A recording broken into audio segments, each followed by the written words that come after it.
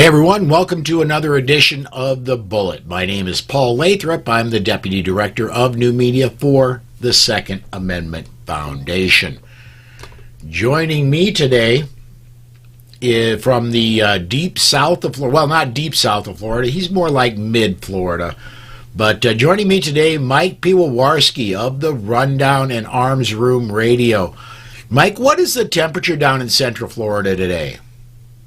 You know, Paul, I just checked. It's degrees here, 19 degrees Celsius. So that's 67 everywhere else. So yeah, much more preferable to the 19 degrees Fahrenheit. Oh my God, it's cold Celsius up here in South Dakota. Yeah, it's actually chilly today. It was about 10 degrees warmer yesterday. Today we woke up and we had to do the sweatshirt with the shorts kind of gimmick. I would call that motorcycle riding weather myself. Oh, absolutely. Yeah. Because you could be out there in the sun and not baking underneath it. Yeah, that's for sure. All right. Well, let's get started today as we usually do. I want to remind everybody, if you're watching on the Polite Society Facebook feeds, either YouTube or Facebook, you can comment on those live videos. We'll get those comments up and discuss them on the air. And if you're watching anywhere else, go to Twitter and tweet with the hashtag #TheBullet. We'll get those on the air as well. Let me get this comment in here from Jack over on Facebook. Jack says, "Just poured my whiskey just in time." Well, you got backup there just in case Jack's running out. Or all right, Jack, way to go. Let's get started here today, Mike. First story I got: Geraldo Rivera is doing theatrics. Well, he was on Tuesday with Hannity's show. While he was on the camera, he says, "Give me that rifle," to somebody off camera. Rivera then said he grabbed a musket. He said, "This is what weapons look like." This is what weapons look like, referring to 1791. This is what they look like when the Second Amendment was passed. What he's trying to say is this is what the Second Amendment covers. Geraldo, get that camera out of your house. Get yourself a quill pen and some paper. That's what free speech looked like in 1791. If you're going to limit me, dude, I'll limit you. What do you think, Mike? Yeah, absolutely right. It's the perfect analogy, and it just has this guy been in a hole, been in a cave? Well, I take that back. We know he's been hanging out in Al Capone's old bunker, which may have been where he got this rifle. I think that's the only thing he might have gotten out of there, or he could have got this rifle when he was in the desert with American troops giving away their position. He might have gotten it there also. So not sure about that, but yeah. Paul, how many times do we have to go over this? This is so common and so interpreted in the way it is that nobody even brings this argument up anymore. For him to say, "Here's the weapon of war that was authorized in 1791," that immediately says, "Okay, good."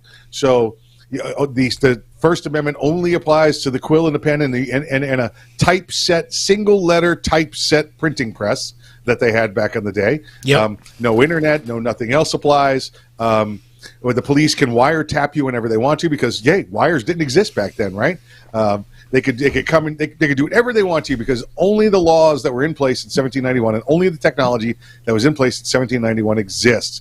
He just makes himself continuously look like a bigger and bigger idiot every time he opens his mouth. Yeah.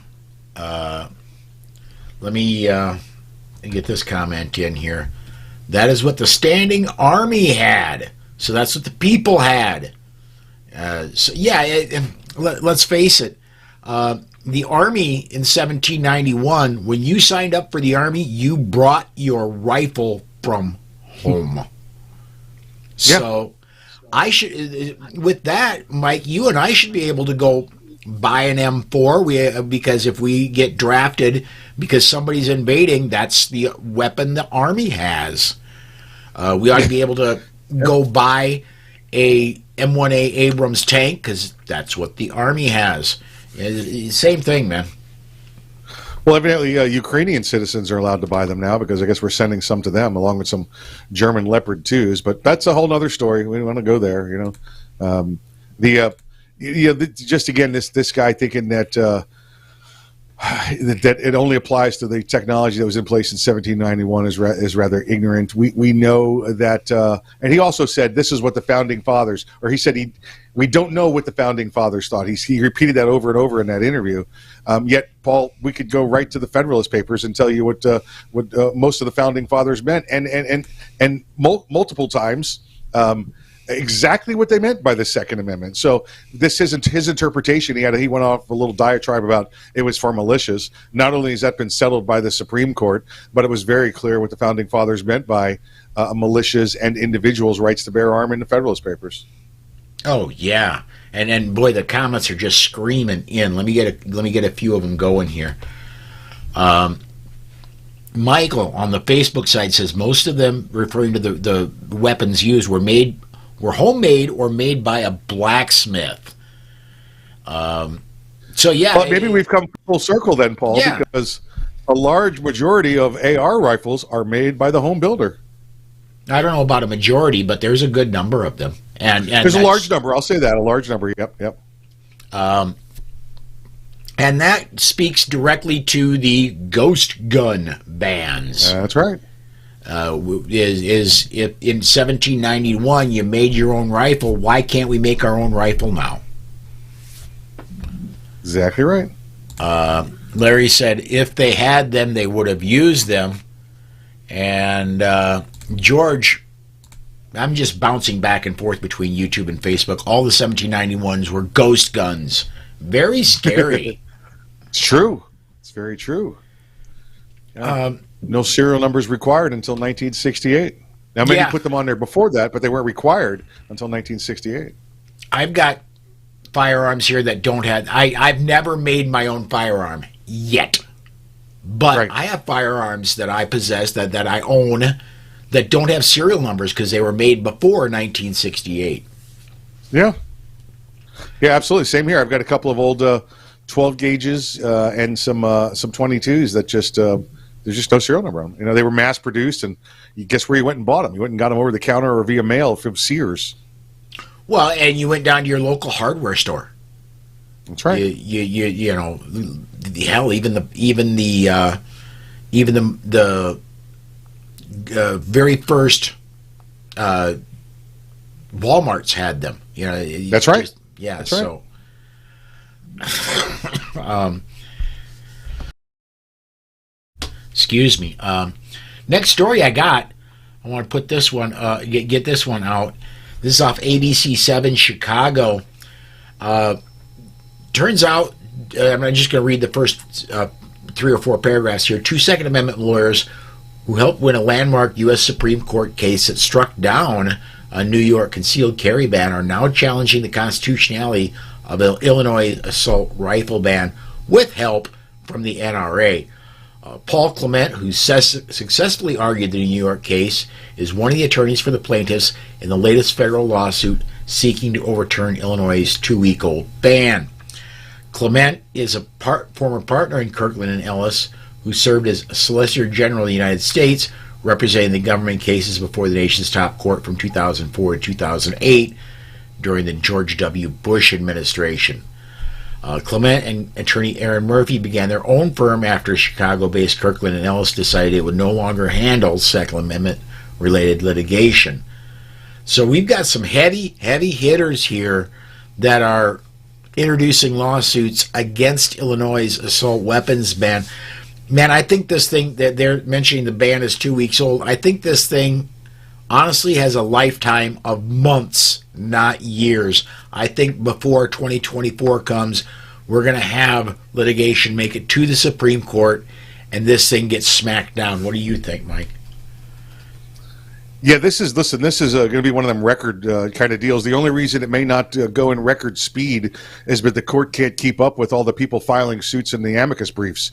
I think it took 24 hours for a judge to issue a temporary restraining order against the entire bill, or against the entire law after it was put in place, 24, 48, whatever it was. So it's already, sitting there unenforceable.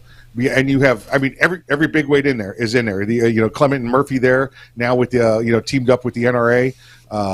Second Amendment Foundation's on it. Listen, I talked to Adam Kraut last week out at a SHOT Show. We talked about this case. Firearms Policy Coalition, GOA. I think even Vincent Gambini from My Cousin Vinny is filing suit against this. It's going to be that easy of a case to attack with Bruin on your side. Tick tock, tick tock. Just from the quote from that movie. But there are at least 3 lawsuits just from SAF that are I'm sorry, 4 from SAF that are going against Illinois. So and everybody and their cousin is suing, and everybody and their cousin is going to win. Because this thing is just this case is so easy, Paul. It's like when a city bus gets in an accident and 40 people jump on board and say they were on board when the accident happened. Everybody wants a piece of this payout because it's going to happen. Yeah, it is. Let me get a comment in here from 500 Magnum over on the YouTube side. He says, Paul, I know you don't have a crystal ball, but when do you think we'll get our full autos back? 10 years, 20 years? I'm kind of thinking in that neighborhood. There's a lot of things that have to fall before the NFA goes away. And the one we need the one we need to fall is the 1987 law that banned full autos made after X date, and then NFA has got to fall. I'm thinking, honestly, just don't take this as gospel. I'm thinking between 10 and 15 years for enough things to fall that we get our full autos back, and I'm really thinking 30 years, 20 to 30 years, and we can go back to mail order or internet order, whatever the heck you want. Am I way off base there, Mike? What does your crystal ball say? I agree with you. I think in the scope of us getting back our gun rights, getting back all of our firearm rights, I believe the absolute last one that will occur will be the full auto or machine guns. Now, I think much of NFA falls before that. We'll see suppressors fall off that here in the next couple of years. Short barrel rifles, short barrel shotguns. I think we see those fall off as a result of what we're seeing with the arm brace and showing that it does not mean because it's shorter now, people are running around killing people. All the other things that are attached to NFA, like destructive devices or the street sweepers, that's all going to fall when we get through the ATFs. We deny them the ability to make their own law from now on, so that's going to fall comparatively with Bruin, and as well as the West Virginia EPA case and their inability to make law. So I think we'll see the rare breed trigger, we'll see the slide fire, we'll see all of that back, those things that could simulate full auto fire. But I think the very last one that falls, if it falls, is the actual from scratch manufactured machine gun. I think it's going to take Congress and Senate. I don't care if it's all Republican. I think that may be one of those things that just never gets called to the floor. But I think we get everything else back in NFA except that item. I got 2 great comments I want to get to. Jack Need on the Facebook side says that's only if Dems don't get in and pack the court. They really want that is their only answer to turn this around. Short term, you're right. I don't see any justices retiring before we have another presidential inauguration in 2025. Well, we just got to hope they don't Scalia one of them, that's all. Yeah, absolutely. And then Clovertack. Hey, good to see you, Clovertack, checking in. Being realistic, I don't think the NFA will completely fall. I think SBR, SBS suppressors, yes, but the machine guns will likely stay. Probably the removal of the Hughes, though. Mail order, probably never, too. So, I don't know. I really think if we keep this Supreme Court, and that's the key there, is you got to keep this Supreme Court intact. I think Hughes, I think NFA could fall under this court. especially with Thomas's writing of you've got to look at laws as they were in 1791. Yeah. So, and again, Clovertack, thanks for checking in, man. Thanks for adding your comment, because I like the way she thinks. She's right on track. Yeah, absolutely, he does. Let me get this next story up. A bill that would make it, this is off ksfr.org, a bill that would make it a crime to negligently allow children access to a gun has made it out of its first committee meeting on Thursday. This is New Mexico. HB 9, better known as the Benny Hargrove Act, would make it a misdemeanor to negligently store a firearm that is then used by a minor who displays or brandishes a weapon in a threatening manner or causes injury to the minor or another person. Supporters say it is only aimed at gun owners who don't take proper precautions to keep handguns out of the hands of children. Bill was first introduced last year after 13-year-old Hargrove was shot and killed by another student at Albuquerque's Washington Middle School. The only way to enforce this is to go in your home and check and see how you're keeping your firearms. That's it. That's the only way to enforce it. So, bad idea right from the start. It cannot be enforced until after a tragedy already happens. What do you think, Mike? Absolutely, Paul. The key flaw is here. And listen, I understand the sentiment, right? We want to make sure those that are not being responsible don't allow those that are youthful to make them a great mistake that they don't even know that they're making. But how can you allow access to the home over this? How can you prove this? Because we know how it will start, Paul, right? It'll start with, oh no, it's only if afterwards, and then as soon as that happens one more time, they'll put the addendum on there for, well, now we're going to come in and check all firearms owners. That's the way this rolls. We see this happen time and time again. Additionally, right, it's one more law, Paul, right? One more law. The Youth Handgun Safety Act already exists on the federal level. It covers this. It's covered. Why do we need another law that's a copy of a federal law to tell the states what they should and shouldn't be doing? It's already a law. Why are we? I don't get why we're doing this again. Anytime you've ever bought a handgun, folks, you get that little yellow pamphlet that comes with it. You're required to get it from any FFL. It's the Youth Handgun Safety Act. It tells you exactly the same things. Even gives you a little bit of safety into it. There's no reason to create a law, again, that already exists, and there's no way on this state level law they can certify that it's not going to end with coming to inspect your home for proper storage. Yeah. And now let me be absolutely clear. If you own a gun, I believe it is your responsibility That's right. to make sure kids cannot get a hold of it inappropriately. Do I think it should be a law? 100%. Yeah. No, but I do believe it is your responsibility. Let me get another comment in here by Clovertack. He says, want to keep kids safe? Remove the curiosity factor. Teach safety and familiarization in schools. Optional, of course, but do it already. I'm of an age and grew up in a free state. When I was in what would now be middle school, we had a hunting safety class that was just done by the school. It was part of, if you got to this age, you went through hunter safety education, period. We had BB guns that were down in the gym, and we set up where it was safe to do so. And the teachers, and specifically, I believe it was the high school football coach and the civics teacher, were in charge of this when I went through school. And they taught you marksmanship in school to 10 to 12-year-olds. And none of us turned into serial killers, at least yet. Yeah, and the scouts all taught it back then too. Remember, Paul? So if you had one of them schools that for whatever reason didn't have it, you went to the scouts and they taught it. And it was there.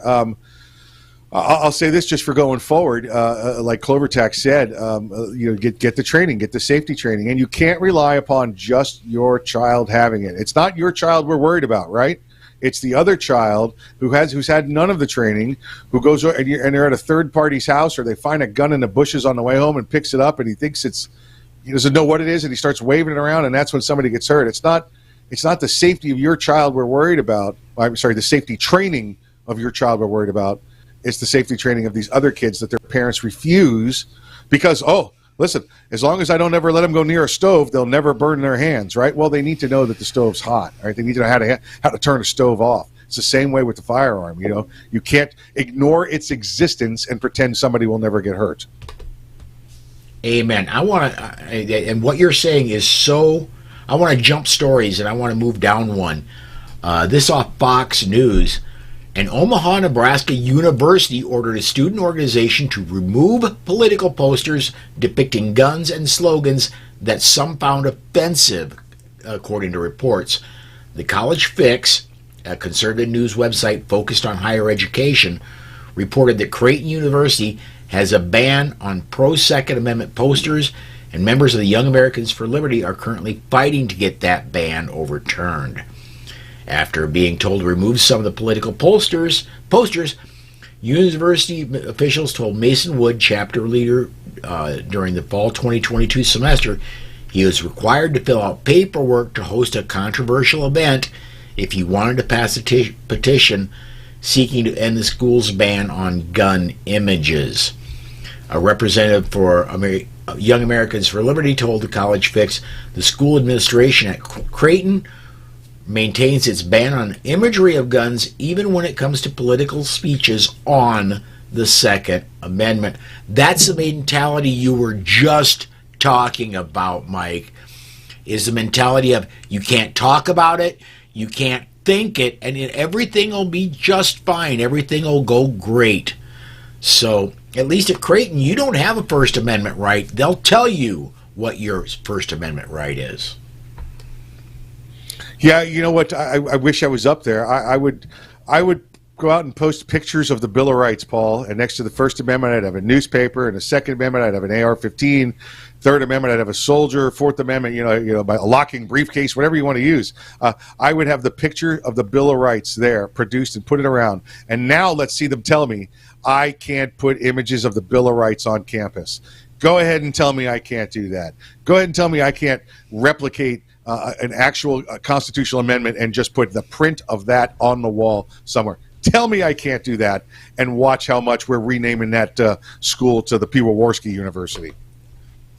Well, Creighton's been around for a long time. They need a name change. It's about time. Yeah. It was an old university when I was growing up. I was actually recruited when I was in high school. They wanted me to go attend Creighton, and I'm like, no thanks. I didn't want to leave South Dakota. So, but anyway, last story we're going to get to today. This is off StLouistoday.com. I think a writer that writes for STL.com is finally starting to get it, Mike. He writes, California has some of the toughest gun laws in the country, with rules on everything from the types of weapons and ammunition that can legally be owned, who can own and who can't own a weapon, to broad funding for community programs aimed at curbing gun violence. Researchers believe those tight rules do help reduce the odds of dying from a gunshot in California.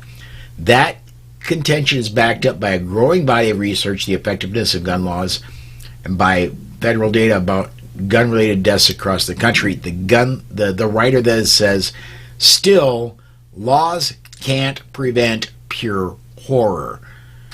On January 21st, the state's gun rules did nothing to stop a man from what investigators said was a semi-automatic assault pistol to kill 11 people and injure at least 9 others.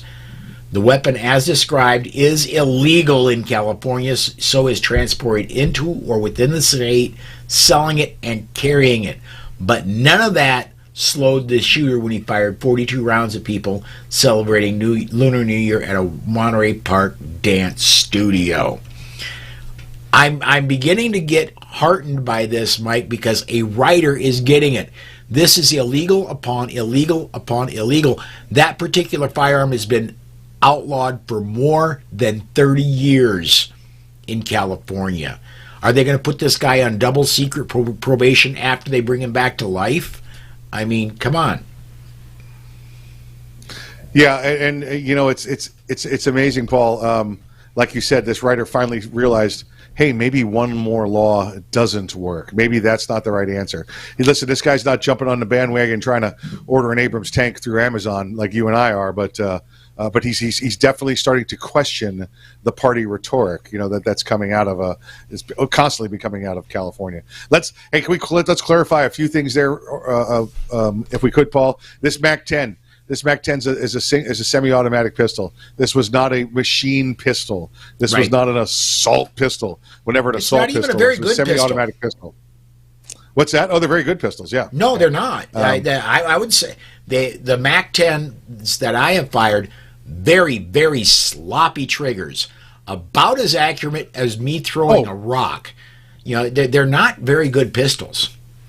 Oh no! Listen, yeah. In the semi-automatic form, they're just a step above boat anchors. But when they were made to be, military assassin weapons, you know, that's where these came from. These were meant for close quarter battle in the Middle East. That's where these came from. That's the development from these firearms. So you could bring to bear, you know, what you needed, when you were facing a terrorist on a bus, that kind of thing. But as a single shot, it's horrible, and it's long and it's clunky, and you're absolutely right. But it's a single shot with a long clunky trigger pull. It's illegal to have a 10-round magazine there, so I for the life of me, I can't figure out how in California somebody was able to use one of these to do any wrong. And Paul, the second part of this I hear is, did you hear that these type of pistols can shoot 1,200 rounds a minute? If you pull the trigger, 1,200 rounds will come out in 1 minute. Paul, I've seen some 10-round mags and some 20 and some 30-round mags for these. I haven't seen this 1,200-round mag they're talking about. That's got to have a heck of a curve, and it's somebody carrying the back end of it. And maybe it's got to be so curved that I don't know where you got one around. of these. Yeah, I don't know. Even Jerry Micklick reloading that couldn't get you 1,200 rounds a minute. I think for there you'd have to convert the whole thing to belt fed and have a very long belt. Yeah, which is absolutely impossible for this type of firearm. You know, it's just they're taking what it could shoot in the pull of one magazine and doing the math and obviously saying, well, it could shoot 1,200 rounds a minute stick click rate. Yeah, except that never ever will ever happen. So it's just more of the news trying to scare folks. You know. Oh yeah. Well, we're running out of time quickly, man. So we've got about 2.5 minutes left. If you would, tell us about Arms Room Radio. Tell us about the rundown. Tell us about anything else you want to plug today, man. Sure. Arms Room Radio comes to you live 3 p.m. on Saturdays Eastern Time. They go to armsroomradio.com. You can find out where there if we're on one of your cities. Just back from SHOT Show, second year in a row, voted top radio broadcast show at SHOT Show by the NSSF. We're very proud of that. And then, of course, during the week, you can catch me on The Rundown, 5 p.m. Eastern Time. That's therundown.us with my co-host, Mr. Craig DeLuz, who you see him here every once in a while as well. Absolutely. I want to get this one comment in on our way out the door. 500 Magnum. I really feel for the people of California. Yeah. And my parting shot on the way out the door is the one thing the gun laws in California did is make sure that there was nobody with a gun there to stop either of the mass shooters when they started their tirade. That's what gun laws do. They create a defenseless population.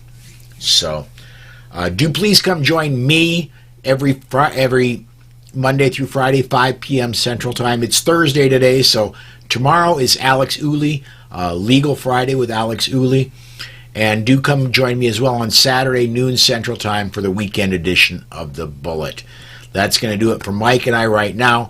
Until next time, everybody, thank you for watching, and we'll see you